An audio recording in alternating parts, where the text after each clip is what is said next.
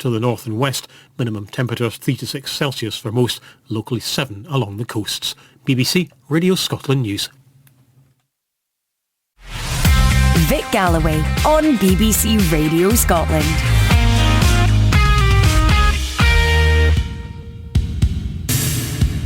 I'm Vic Galloway, this is BBC Radio Scotland and BBC Sounds. Welcome Jim and William Reid, the Jesus and Mary chain. Hiya. It's good to have you here. Probably the most influential band from Scotland in the last 40 years. And I have personally been listening to you since I was about 11, 12 years old, so it's an absolute pleasure to have you here in Glasgow at the BBC studios. What brings you back to Glasgow?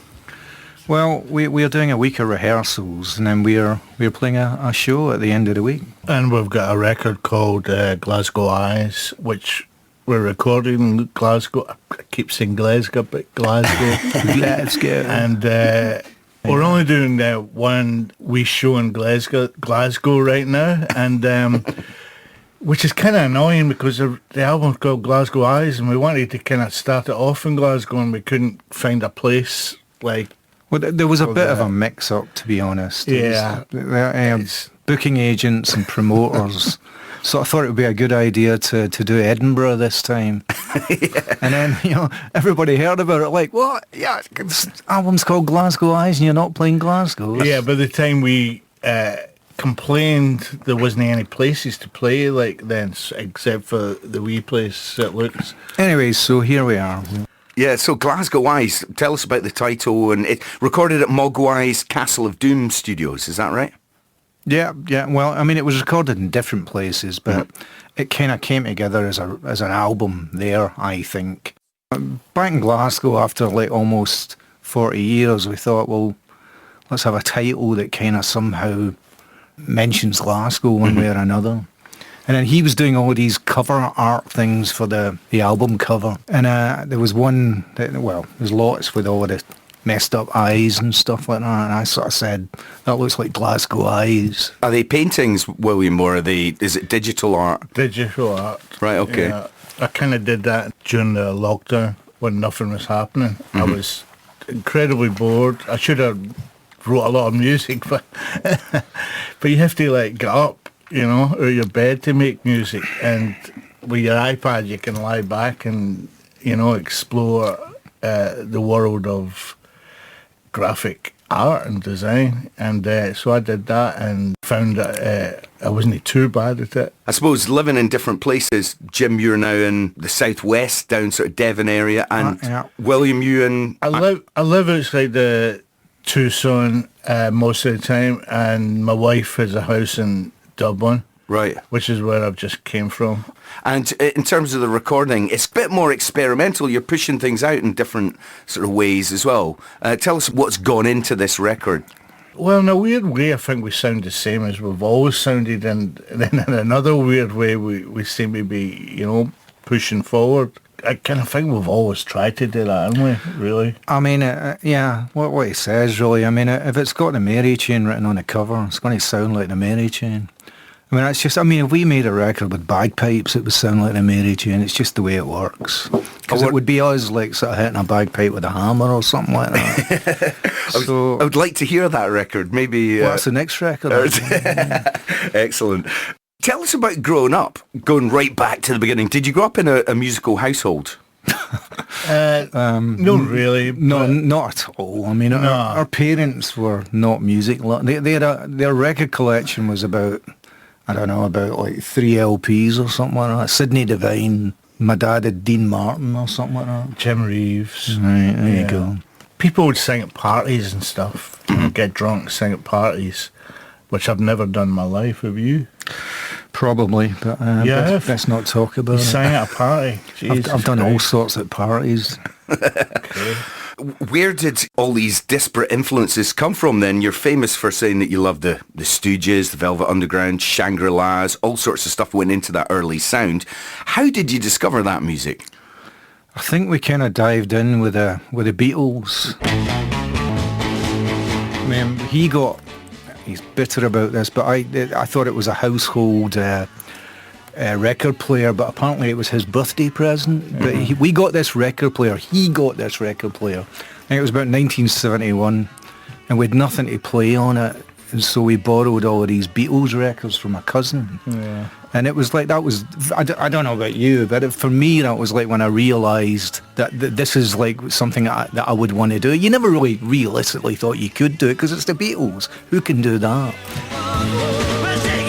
Those records were mostly the early, the Mop Top ones, really. But when you're young, they make perfect sense. The seeds were sown. I always wanted to be in a group, but to be honest, I never really thought I would ever be good enough. This was pre-punk, because all my favourite records just sounded like just impossible to reach that standard of musicianship. And then I heard the Ramones, and suddenly, in the cartoons, when a light bulb, just like 1,000 light bulbs go off when you hear the Ramones, because the first thing you think is, I can do that, it's easy, which is not.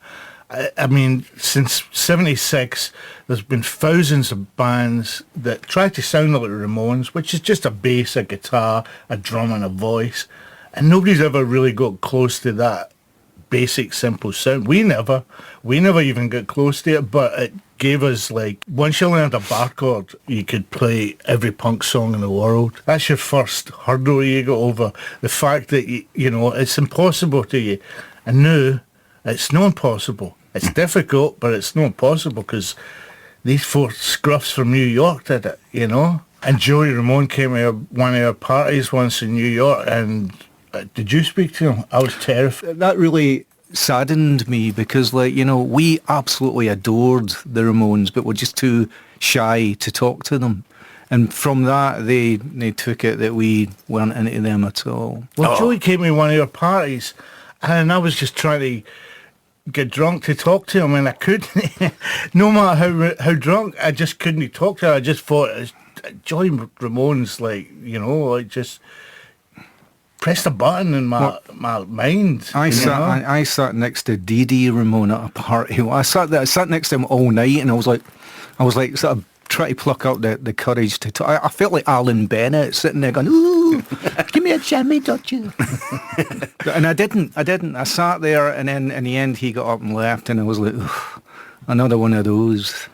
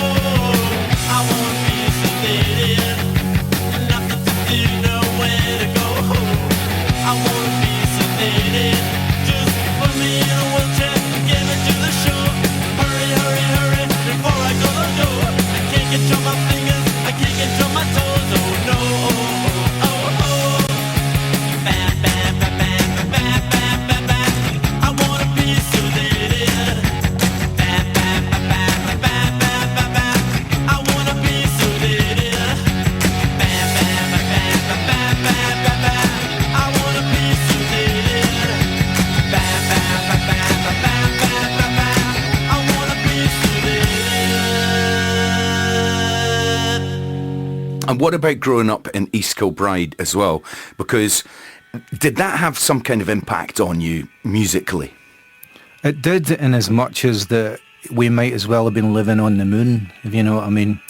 And I think that kind of alienation kind of gives you a certain sort of desperation, and you kind of come up with music or ideas based on that, based on the isolation, really, and it kind of gives it a kind of a outsider's viewpoint, which is what we've had ever since. How did you discover music living in East Kilbride then?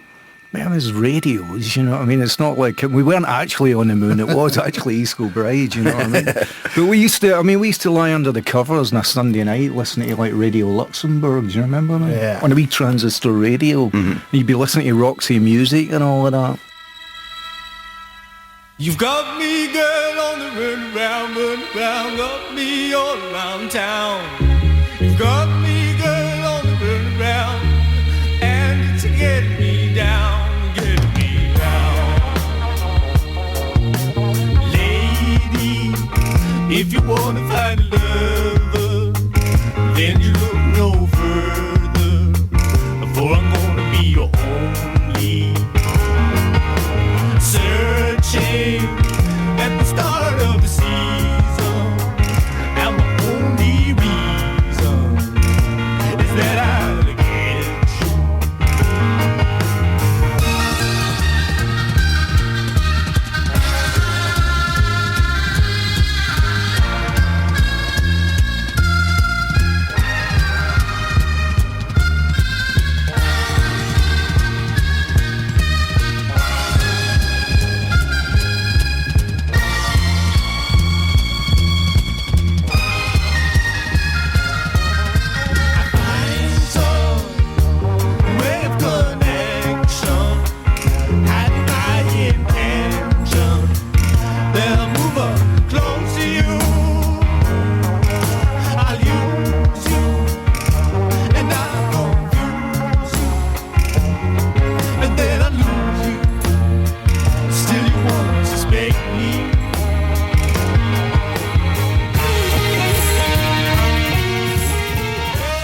Like what he was saying earlier, like music then was made by like beautiful exotic creatures, and you could never actually imagine that could ever one day be you. And then punk came along and it was like, my God, these people look and sound like us. They're scruffy, you know, it's raw, you know, maybe we could do this. And that was when the idea of being in a band became kind of like a reality or a serious possibility. Did you ever like travel into Glasgow? Could you afford to, as kids, go into Glasgow and go record shopping or anything like that? He's 3 years older than me, and in 1977 I was 15 years old, so a trip into Glasgow to me was like an expedition, you know what I mean? You'd save up your paper round money and go into Glasgow once every 6 months. He had a job, so he used to go to punk gigs and all that. I was a wage slave. If punk was the seismic explosion, was the kind of trigger to get you going, when did you actually sort of try and start to write a tune or put something together? Well, the thing about us is we're incredibly lazy. He bought a guitar, a bass guitar, it was in 1977, and it sat in the corner getting all dusty and covered in spider's webs till about 1982 or something like that, and we just thought, like, we're going to do this, we have to do it. And so about 5 years after punk, got in gear a bit more. The idea of a band started to become like a reality. Did you start recording on a 4-track in your parents' living room? Yeah, well, in our bedroom. Believe it or not, we shared a bedroom. Well, we used to have a port studio that we bought for 300 quid because my dad got made redundant. They completely screwed him over, by the way, because what happened is, and my dad was working there so many years, and they only paid a fraction of the redundancy fees. So instead of my dad getting maybe 30 grand or whatever, he got something like 3 grand. It was ridiculous. But he was good enough to give me and Jim a few £100 each, which we bought. We went to Victor Morris. He gave us 300 quid. Was that each or between us? Between us. And my dad... I don't remember. My dad thought we were going to do something useful. Well, he thought we were going to get driving lessons and a car or something, which was possible for that kind of money back then. And then one day he came back in and we're sitting with this Porter studio. And he's going, hey, what's that you've got? And I'm going, it's a Porter studio. And he was going, oh, right, it's a tape recorder, is it? And then he said, what are you going to do with that money? Would you spend it on this? And he went, yeah, bloody, yeah, bumpkins. Yeah. And that was it. He just could not understand why we would spend this 300 quid on a tape recorder. Did you ever sort of turn around to your dad in years to come and go, We see, did. My dad in years to come sort of said, you were right. You know, it's like I didn't see it at the time, but I see it now. Well, looking at it from his point of view, you know, it was a tape recorder, and it was 300 quid, and tape recorders were like 8 quid at the time, you know, and so he couldn't really understand. And same with my ma, that it was a 4-track tape recorder that you could record 4 tracks, bounce them down, and like maybe have 8 guitars playing it, you know, like no great quality, but that still didn't impress him. From my dad's point of view, though, it was a Jack and a Beanstalk moment. You know what I mean? That sent us out with like the 300 quid, and we came back with these magic beans, and he was just looking at us saying, "Bloody idiots!" Do you know what I mean? How are these guys going to survive it? You know? what were those first experiments like on the 4-track then? Experimental. Were they songs? Some of them were, like, I remember, like, Just Another Junta.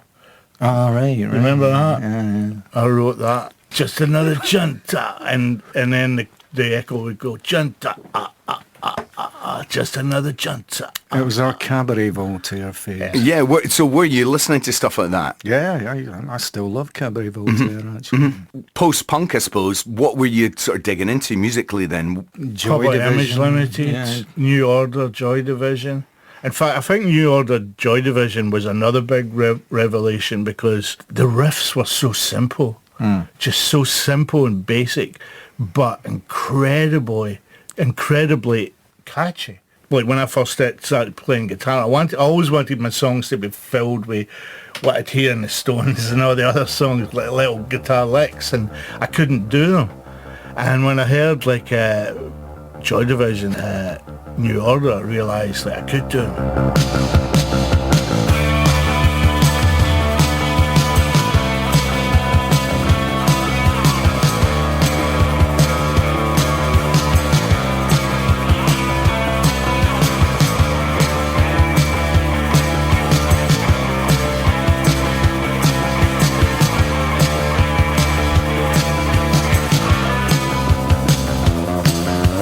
Radio, live transmission.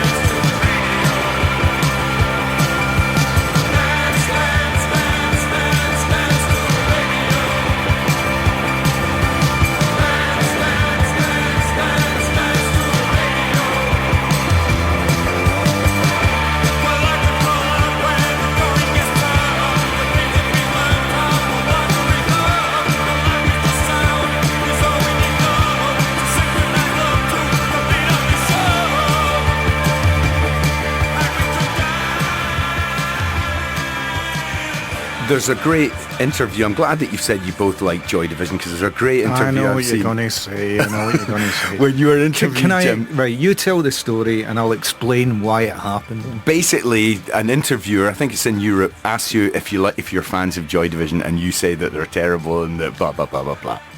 Well, it's a combination of a couple of different things. It's like I was a complete idiot back then, and I used to enjoy upsetting people. But somebody said, just before the interview, somebody said, whatever you do, don't say anything bad about Joy Division, because this guy's a massive Joy Division fan. So that was it. You know, I thought, okay. Went out there and just said pure poison about Joy Division, and the poor guy looked like he was going to have a heart attack. So, job done. That was it. That was my job. The demo tape, I suppose, would have come out of that 4-track recorder, which is it was sent to various people. No one really picked it up on it except Bobby Gillespie. Yeah, what it was we were trying to get a gig. We couldn't get a gig in Glasgow anywhere. And we gave this tape to somebody that was running a club in Sauchiehall Street, and they weren't interested. And it was a demo tape. The guy happened to be a mate of Bobby's. There happened to be a Syd Barrett compilation that we'd recorded on the other side of that tape. So the guy said, "Hey Bobby, you like Syd Barrett? There's a Syd Barrett tape." And luckily Bobby turned it over and played our music. Still had the phone number on it, and he phoned us up. And that was it. The rest is history. He said, "My mate, McGee, London, blah, blah, blah," and we played a gig. You went down to play Alan McGee's club, The Living Room, and as legend goes, he signed you in the sound check, or at least approached you in the sound check. Well, I mean, you have to remember, so you're saying signed us in the sound check. I mean, Alan was a guy that worked for British Rail, and Creation was like his spare bedroom. That was Creation Records. So, you know, yeah, he said, let's do multiple albums. Like, to us, it was mind-blowing anyway. But it was very small scale, and I dare say that I'm not being big-headed when I say that it was actually that record that we recorded with Alan that put Creation Records on the map.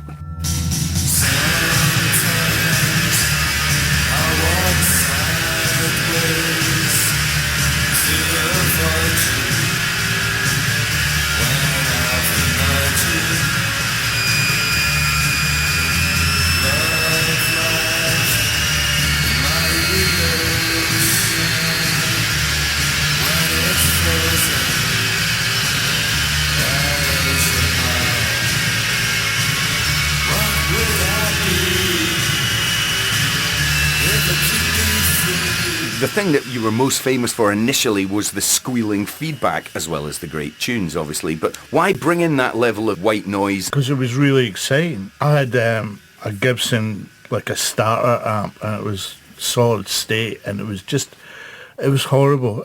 Just a horrible sound. And this guitar I had as well, this like 20 quid Les Paul copy, remember that? Oh, yeah.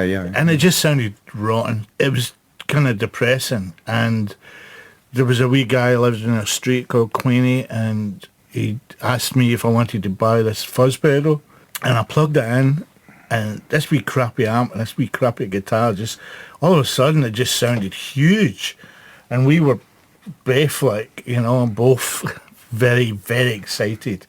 We just thought, oh my god, this pedal is like, you know, a genius. Well, I mean, that's what it was. You plugged that thing in, and you didn't even need to play the guitar. It So just started going, and you thought, Yeah, so I bought it off of Queenie for like £8, and then Queenie was going to put the neighbourhood laughing and saying that I was a sucker because I bought a broken pedal, and I didn't care. You know, they gave me like an £8 pedal that gave me a career. Yeah, and a few months later he'd been watching you on the tube board. It was with the same pedal that he was saying was broken. Tell us about those first, few months, that first year or so. Super exciting, but probably terrifying as well. I mean, it should have been terrifying, but it kind of wasn't, because we'd spent like years planning this band or talking about our band, and then suddenly it was happening. It was incredibly exciting. It was like, you're a young guy and your fantasies have all just become real. So it wasn't time to stop and think. The only scary thing about it was I remember thinking, this could end next week. That was the most terrifying thing about it. The Mary Chain came out fully formed as far as we could tell. It just felt absolutely perfect, from the lyrics to the noise to the melodies to the way you looked and dressed. You must have noticed at one point walking around Glasgow or Scotland or anywhere in the world, everyone looked like they could have been in the Jesus and Mary Chain for a while. Well, we like to think we had an impact. Was it all planned? I mean, you came out perfectly formed. Did you have a master plan, or was it kind of, this is what we like? Well, I mean, we used to sit up all night just like planning everything, not just like music. We used to, do you remember we used to sit with cups of tea and we'd imagine the perfect film or the perfect book or the perfect band, the perfect song. When we think, why don't people, it was all incredibly naive now that I look back on it. Where you realise now that could never happen. And to change the world with rock and roll is not even, possible. But at the time we sort of thought that subverting anything you could get your hands on could possibly change the world. I think you can change the world with rock and roll. I think it's been done. Well, you can change entertainment with rock and roll, but I don't think you can change... The world is a screwed up, horrible place, and it always has been, it always will be. I think you can make people's lives more bearable by creating anything, any great art, but the world just chugs along no matter what. Yeah, but it never chugged along for me when I read that Daily Mirror thing where Johnny Rotten was saying that only suckers and losers work in factories. And I read it while working in a factory. And then I started thinking, maybe he's right.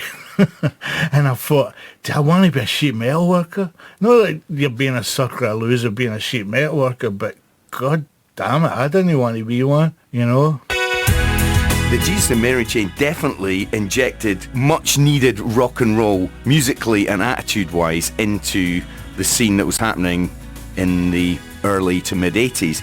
Do you remember when you came out, the Enemy calling you the greatest band in the world? Were there other bands that you felt kinship with that you liked? Most of the good bands were underneath the surface, like the Birthday Party and all of that.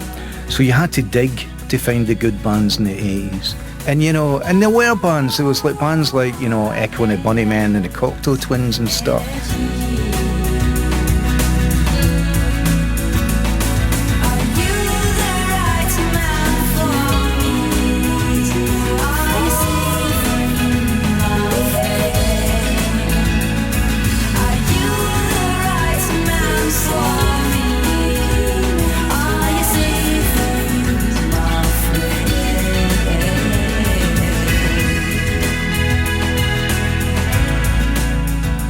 The Mary Chain was like an explosion. It was there. It had a seismic impact on lots of people.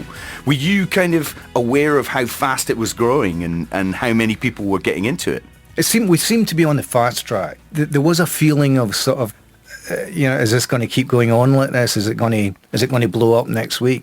When the album Psychocandy came out, but it was definitely a great feeling, to put a record and have it kind of instantly loved. And I think that plays like a greatest hits. Everything on it could have been a single. Mm-hmm. And I think that kind of took a lot of people by surprise.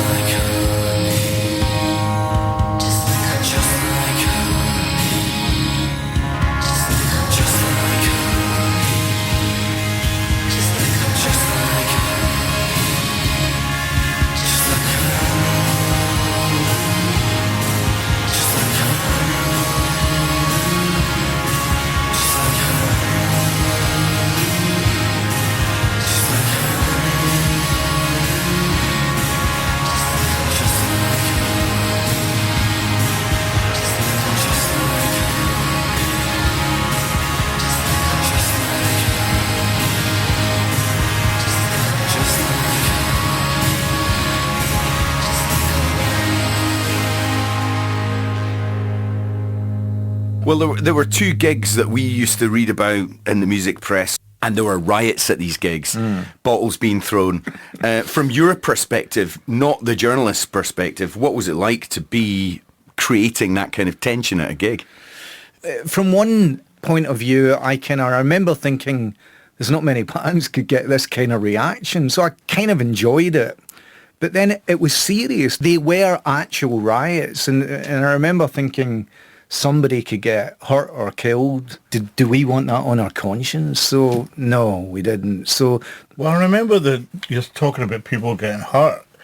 These people were like, there was this huge like speaker, and it was like about 8 feet high, and they were going like this and toppling it, and there was people underneath. we didn't know what to make of it. But the weird thing is, and the bit that I didn't get, is like the audience wanted to kill us. I mean, I'm not kidding. I remember there was one bit, I think it was North London Poly, but I remember just sitting just sort of kind of sitting drinking a beer in the dressing room and thinking to myself, if that door gives out, because they were trying to bash the door down to get to the band, and I was kind of thinking, if they get through that door, we're done for. And luckily the door didn't give out. Yeah, you were named at that point the new Sex Pistols. As fans of the Sex Pistols, you must have quite enjoyed that as well. That was, I mean, that was horrible, because I thought you can never live up to that. So we immediately tried to nip that one in the bud. But you must have secretly gone, if we're creating the same kind of... Yeah, all right then. Yeah. That album specifically, and I think Darklands, those first two albums have been hugely influential. Half the band sound like you guys 40 years ago. Does that give you a sort of feeling of vindication? I don't deny we've influenced people. Yeah, it's pretty good to know you've done that. The fact that we're still playing music 40 years later is talking about vindication. You know, nobody thought we'd still be around after all. We didn't think we'd still be playing after all this time. But we're here. There's still an audience, and, you know, what does that tell you? Was there pressure after, like, the success of Psychocandy and just you exploding onto the scene? Was there pressure to follow that up? Yeah, especially as, like, everybody was kind of expecting an album a year later. I think the worst criticism I got was from my ma. My ma would phone me up and say, like, people are going to forget you.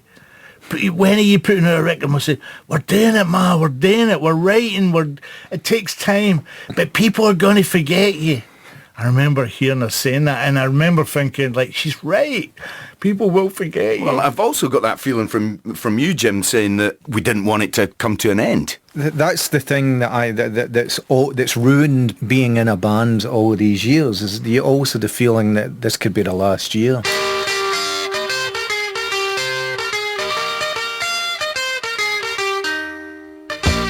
See if you could go back and tell yourself, your young self, don't worry, it's all going to be okay, you're going to be able to do this till you're into your 60s. You'd be able to just relax and go, oh, well, all right then, that's not so bad.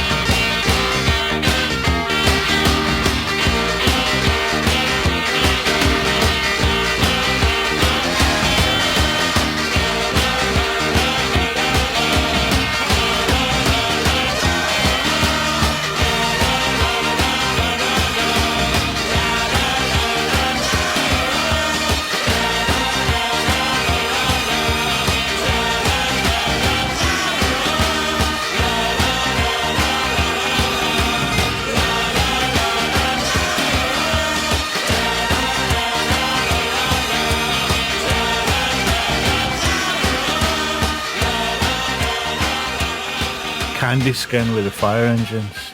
It Yeah. would be probably be on my on discs. First time I heard that on John Peel, I thought it was a wee band doing a cover version of a Velvet Underground song I'd never heard of, a Lou Reid song, and I thought, this is amazing.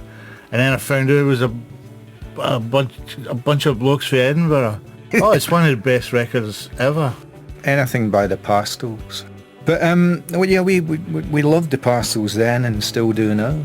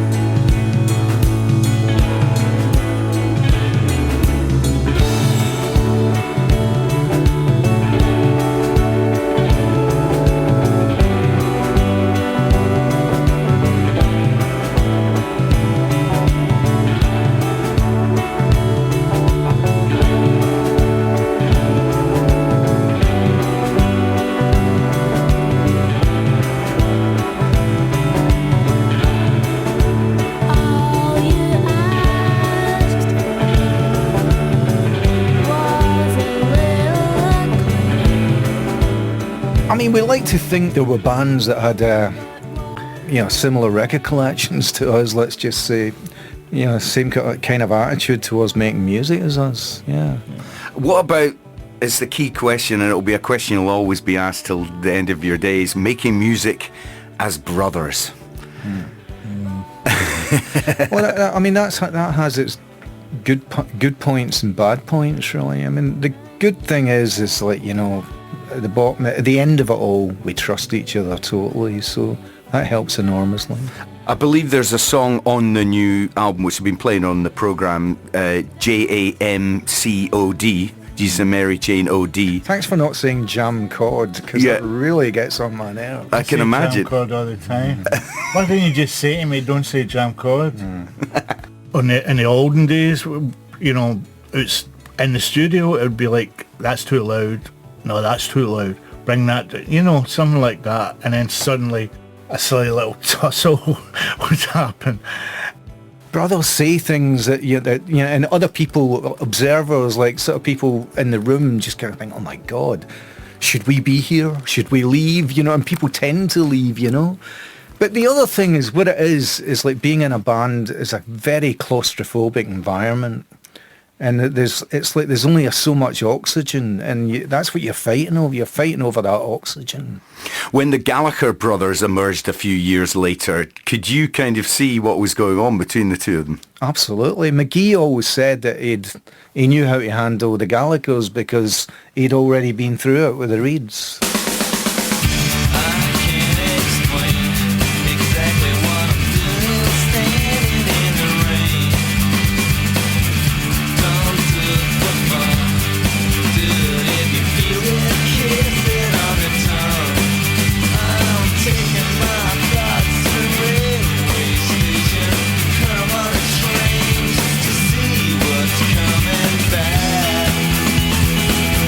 What's coming back?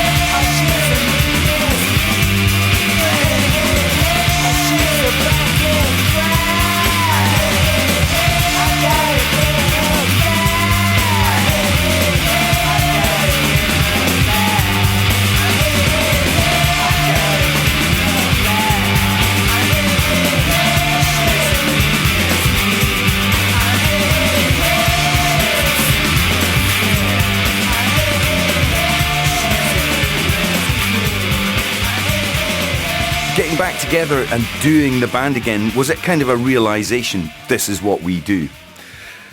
Kinda, yeah. It was kind of like, I mean, when the band broke up in 1998, honestly, I mean, that, you know, that Eagles Hell Freezes Over thing, that's the way it was. I could never have imagined being in the Mary Chain again. Because people used to say to me then, oh, you're going to get back together? And I'd say, absolutely not. That's never going to happen. But when we finally got there, yeah, it felt like, you know, this is it. This is what we're supposed to do. And like not being in the Mary Chain, I always felt a bit like a spare part. I didn't know what to do with myself. Yeah, same with me. I remember going to see bands. I remember when to see the Breeders in LA, one of the Breeders, and I said, where are you going next? And he was saying like Japan or something. And it made me feel like, oh my God, I used to do this. I used to play in LA and then go to Japan, and it made me feel like, you know, that I was missing something. Because I guess round about then, we're both fathers and family men and kind of semi-settled, but there was always that thing, like, I miss going to Australia. I miss standing on a stage sometime. And you came back and played to probably bigger audiences than you'd ever played to before. And it must have been slightly surreal playing Coachella, for example, with Scarlett Johansson joining you on stage. Well, I'll tell you, that was truly terrifying because we hadn't played for like 9 years, and we were playing good in rehearsal and stuff, but we did the night before Coachella, we did this warm-up show, and oh my God, remember it? Everything that could have went wrong. The night before this big, huge thing, just everything went wrong. Everything. The other thing, I mean, the reason I found it really hard to deal with is those were the first shows that I'd played with the Mary Chain sober. I mean, every single gig in the 80s and 90s, I was out of it to varying degrees, not falling over the place. I'd never done a gig without some kind of, you know, pick-me-up. And by that time, I was like something like 3 years sober. And it was just terrifying, the thought of doing a sober gig. I didn't know whether I could do it or not. Do you know what I mean? I thought, my God, you know, I might have to run away. You know, see, but the warm-up show went okay. But Coachella, I was like that. I was like shaking like a leaf. And I remember thinking, I could just run. I don't know if I can do this. I just really don't know if I can do it. What will happen if I just run and never come back? Got through that gig, and it actually sort of found that I preferred playing sober. You did great at Coachella. He was telling jokes and everything. It was like 60,000 people, and I remember you said, are you having fun? And I was like, yeah. He goes, well, we're about to change that. I thought it was quite funny. You didn't look as nervous as you were, put it that way. Do you remember any of the sort of big gigs from the early days as well? I mean, remember the roller coaster tour with Dinosaur Jr. and My Bloody Valentine and Blur? I often wondered if you actually liked the other bands on the tour. We did. I mean, we chose the other band. We wouldn't have had any bands on it that we didn't like. We discovered Blur, didn't we? Blur were on their way down, and they did that, and then they were back on their way up again. Taking the fun out of everything, making me wrong when I don't want to think. Taking the fun out of everything, I don't want to think at all.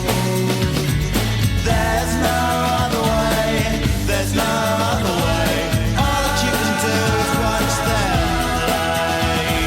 There's no other way, there's no other way. All that you can do is watch them play. I didn't enjoy it because I don't know. I think I was just in a bad place at that time. But I remember being constantly stressed out and drinking a bit more than I ought to. And Lollapalooza was a big one for you in the States, I think. I mean, Oh God, that truly was horrible. why? Why was that? On at 2:00 in the afternoon, broad daylight, going on after the band that have got the #1 album in America. Pearl Jam, when the tour was booked, nobody had heard of them. By the time the tour hit the roads, they were number one in America. And then they went out and played their show. Eddie Vedder was like climbing up on the canopy above the stage like a maniac, jumping around. And then we actually tried to get it changed that we would go on before them, but they realised that it made them look good, really. So it made them look better when we come on afterwards, going, "Oh God, give us a chance, will you?" And then the Chili Peppers, it was sold to us as a travelling democracy. And then the Chili Peppers had all of this extra PA shipped in. And he said, "Oh, no, but they're paying for it." And I said, "Well, can we pay for some?" And for us, no. What about democracy? Shut up. That was it. What do you listen to nowadays? Are there any new bands that you particularly like? Billie Eilish, she's pretty good. What do you want from me? Why don't you run from me? What are you wondering? What do you know? Why aren't you scared of me? Why do you care for me? When we all fall asleep, where do we go? Come here. Say it, spit it out. What is it exactly? Your pain is the amount cleaning you out. Am I satisfactory? Today I'm thinking about the things that are deadly. The way I'm drinking you down, like I wanna drown, like I wanna end me. Step on the glass, staple your tongue. Bury a friend, try to wake up. Cannibal class, killing the sun. Bury a friend, I wanna end me.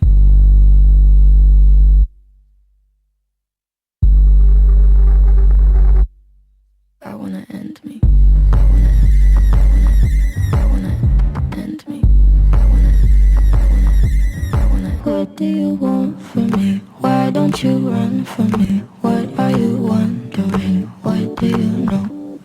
Why aren't you scared of me? Why do you care for me? When we all fall asleep. I have to say that I'm wildly out of touch. So am I. But the thing is, though, I used to hate people that are like the way I am now. What it is I've got thousands of records. I don't need any more. And then when you hear some new young band, you think, oh, they sound like Joy Division and the Bunnymen. I've got Joy Division and the Bunnymen records. I'll just listen to them. And it's probably horribly unfair, but it's just the way it is. I've got enough music to last me for the rest of my life. Billie Eilish is brilliant though, isn't Yeah, she? she's pretty good. Yeah. What does punk rock mean to you nowadays then? Punk rock was the key to the kingdom.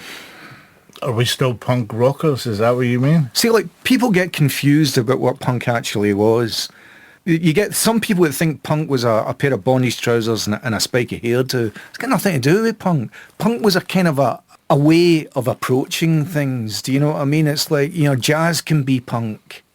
And I was reminded the other day of a brilliant quote from Miles Davis where he said something about, I can tell whether somebody can play just by the way they stand.